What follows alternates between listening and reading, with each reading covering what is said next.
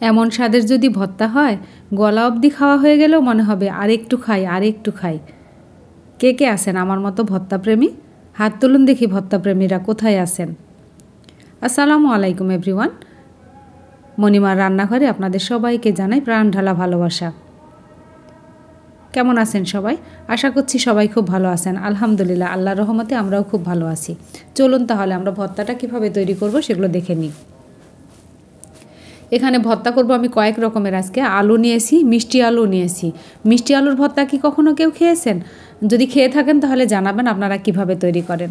আমার পরিমাণ মতো যতটুকু লাগবে সেই পরিমাণ নিয়েছি। বাসায় গ্যাস নাই, রান্নাবান্নার খুবই ঝামেলা হচ্ছে, সেজন্য এভাবে আজকে আলু সেদ্ধ করে ভর্তা করব। ডিম দিয়েছি, আলু, মিষ্টি আলু, আর করব বেগুন ভর্তা।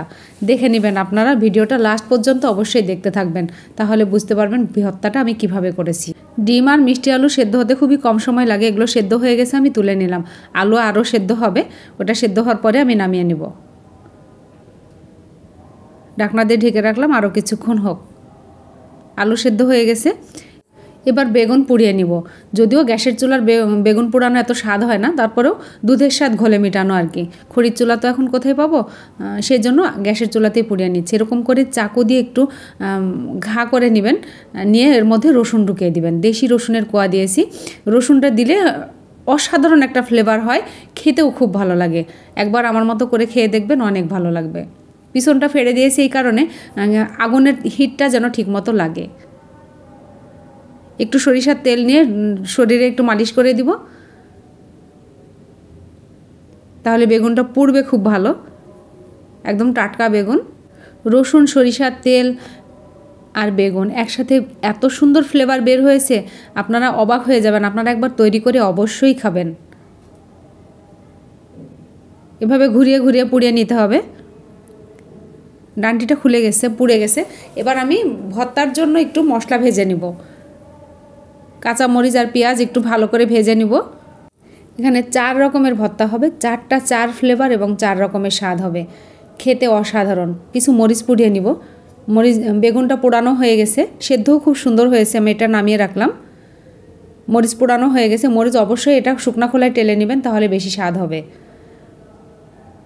সবগুলো ছেলে নিয়ে আসছি, এবার ভর্তা করব। প্রথমে মিষ্টি আলুটা ভর্তা করে নিব। এটা এত মজা লাগে খেতে, আমি আগে কখনো খেতাম না, তবে নরসিংদীতে এসে আমি প্রথম খেয়েছি। ঝাল লবণটা সবসময় নিজেদের স্বাদ অনুযায়ী দিয়ে নেবেন। পেঁয়াজ কুচি দিলাম। এবার সরিষার তেল দিব। খাঁটি সরিষার তেল ছাড়া তো ভর্তা জমে না। আর এই খাঁটি সরিষার তেলটা যদি আপনারা পেতে চান, তাহলে আমার মণিমার কালেকশন পেজে যেয়ে অর্ডার করতে পারেন। এবার আলু ভর্তা করব। যে পেঁয়াজ কাঁচামরিচটা ভেজে রাখলাম, সেই কাঁচামরিচ পেঁয়াজ ভাজাটা এখন আলু ভর্তা করব। এখানে কাঁচা তেল ব্যবহার করব না। আর মরিচ ভাজার সময় অবশ্যই মরিচটা একটু ভেঙে দিবেন, তা না হলে বোম ব্লাস্টের মতন ব্লাস্ট হবে। আর ঝাল লবণ সবসময় নিজেদের স্বাদ অনুযায়ী দিয়ে নেবেন। ভর্তা কমপ্লিট। এবার করব বেগুন ভর্তা। বেগুনের ভেতরে পোকা আছে কিনা সেটা দেখে নিচ্ছি। আর বেগুন ভর্তা করে খাওয়ার সময় একটু লতা লতা লাগে, সেজন্য আমি কেচি দিয়ে কেটে নিলাম, যেন এই লতা ভাবটা না থাকে। পরিমাণ মতো ঝাল দিলাম, লবণ দিলাম, কাঁচা পেঁয়াজ দিলাম, ধনিয়া পাতা দিলাম। এবার সরিষার তেল দিয়ে খুব ভালো করে মাখিয়ে নেব।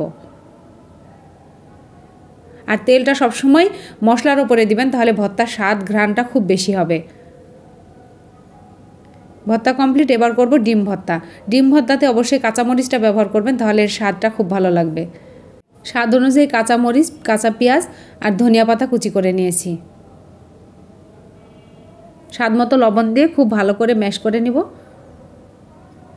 সরিষার তেল দিয়ে দিলাম পরিমাণ মতো।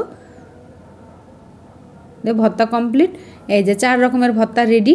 এটা খেতে যে এত অসাধারণ, এত ভালো লাগে।